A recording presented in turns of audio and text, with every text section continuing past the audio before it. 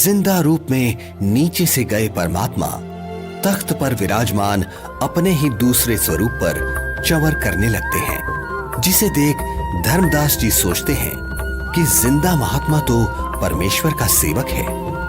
धर्मदास जी इतना सोच ही रहे थे कि कुछ ही देर में तख्त पर विराजमान परमात्मा खड़े हो जाते हैं और जिंदा महात्मा तख्त पर विराजमान हो जाते हैं तथा तेजोमय परमात्मा जिंदा महात्मा पर चंवर करने लगते हैं, जिसे देख धर्मदास जी हैरान हो जाते हैं कि तेजोमय परमात्मा जिंदा महात्मा पर चंवर क्यों कर रहे हैं। आखिर ये जिंदा महात्मा है कौन? इतने में तेजोमय शरीर वाले परमात्मा जिंदा महात्मा के शरीर में समा जाते हैं और चंवर अपने आप होने लगता है। धर्मदास, मैं ही संपूर्ण सृष्टि का रचयिता हूं। मेरा ही नाम कबीर देव है।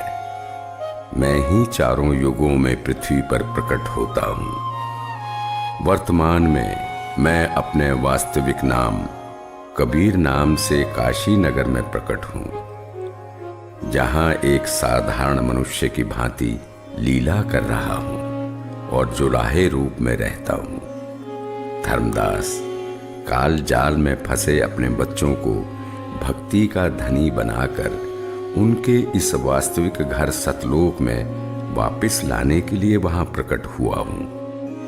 हे सर्वसृष्टि रचनहार, मैं बहुत दुष्ट हूं। मैंने आपको कितना दुखी किया, कितना अपमानित किया। मुझे माफ कर दो परवरदिगार, मैं बहुत नीच हूं, माफ कर दो मुझे। हे परमात्मा, आपने ये इतना प्रकाशमान रूप पृथ्वी पर क्यों नहीं प्रकट किया? क्यों छुपा रखा है? हे धर्मदास, यदि इसी रूप में नीचे जाऊं तो किसी की भी आंखें इस प्रकाश को सहन नहीं कर सकती। दूसरी बात, काल ब्रह्म यानी ज्योति निरंजन का डर के मारे हाल बेहाल हो जाएगा।